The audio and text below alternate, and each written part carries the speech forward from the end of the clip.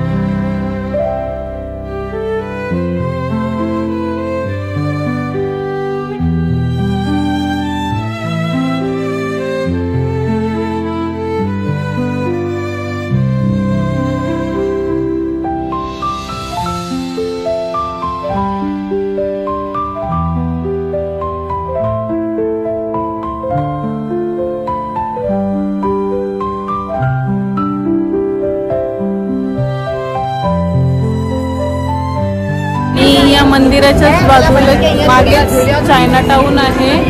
या China town मध्ये आपण काही खरेदी करू शकतो। आपल्याला जर काही वस्तू हव्या असतील तर या चायना टाउन मध्ये घेऊ शकता तुम्ही।